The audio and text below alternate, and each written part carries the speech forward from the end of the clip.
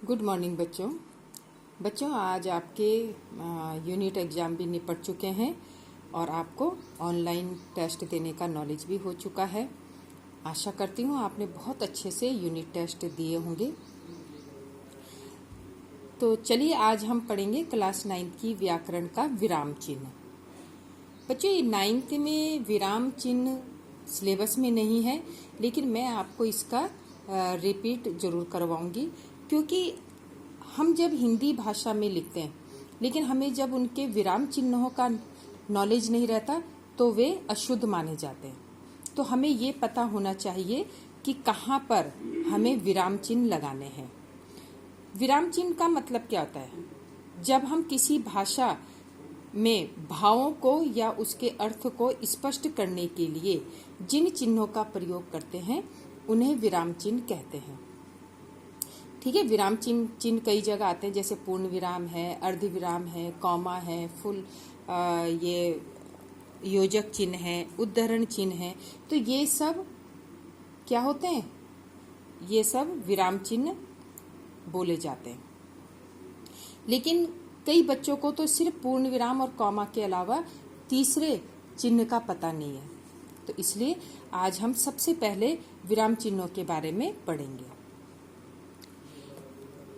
हिंदी भाषा में विराम चिन्ह निम्नलिखित होते हैं। सबसे पहला होता है पूर्ण विराम। यहाँ पर चिन्ह भी लगा रखा है कि पूर्ण विराम कैसे होता है।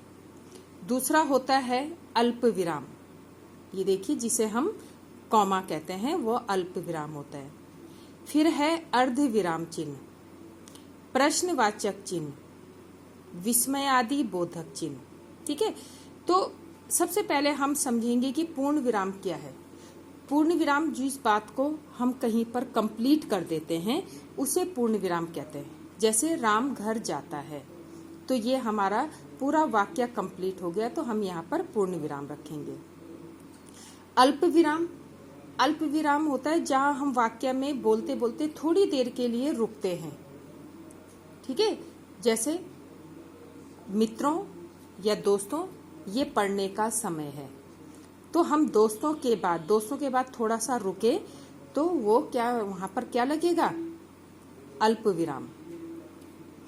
अर्ध विराम, अर्ध विराम जो है अल्प विराम से थोड़ा अधिक रुकते हैं। जैसे अल्प विराम में हम रुके कि मित्रों या दोस्तों यह पढ़ने का समय है, तो अल्प विराम में हम क्या करेंगे?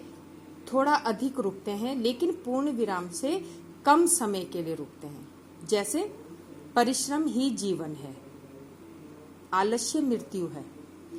ठीक है, तो हम यहाँ पर थोड़ा रुके ना, परिश्रम ही जीवन है और आलस्य मृत्यु है। तो यहाँ पर हम किसका प्रयोग करेंगे? अर्ध विराम का। अब है प्रश्नवाचक चिन्ह, क्वेश्चन मार्क की तो आप सभी को पता है। अरे आप कहाँ जा रहे हो? तो यहाँ पर हम क्या लगाएंगे? Question mark. अब है विस्मयादि बोधक चिन्ह।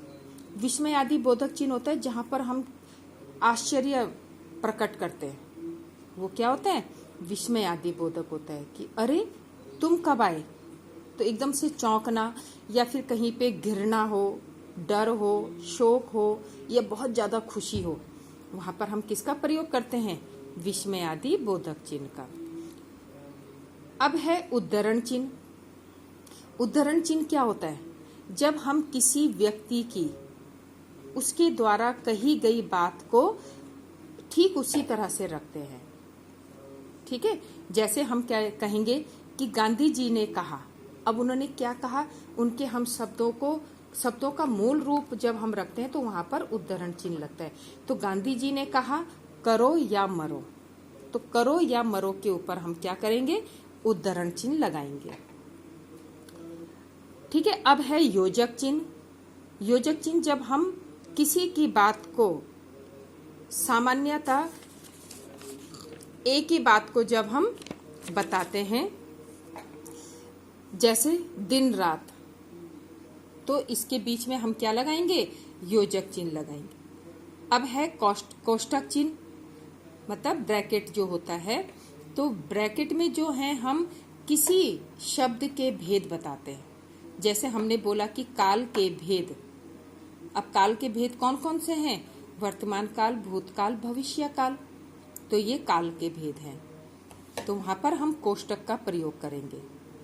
नेक्स्ट है लाघव चिन्ह। लाघव चिन्ह किसी बड़े शब्द को छोटे रूप में लिखने के लिए लाघव चिन्ह का प्रयोग किया जाता है। जैसे पंडित जी आ रहे हैं, तो पंडित जी को हम पूरा नहीं लिखेंगे, प और उसके आगे लाघव चिन्ह। डॉक्टर, डॉ और उसके आगे लाघव चिन्ह लग जाएगा, तो वो होता है डॉक्टर। उपविराम। उपविराम जहां किसी बात को अलग करके दिखाना हो, वहां उपविराम होता है। अब उपविराम क्या होते हैं?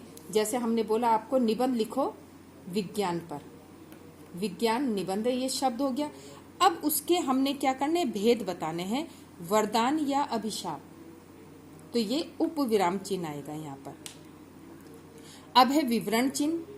विवरण चिन्ह का प्रयोग तब होता है जब किसी बात का विवरण हम अगली पंक्ति में देते हैं। जैसे हम लिखते हैं ना कि निर्देश, निर्देश लिखते हैं और तब उसके आगे हम क्या कर लेते हैं, जैसे हम लिखते हैं कि हमें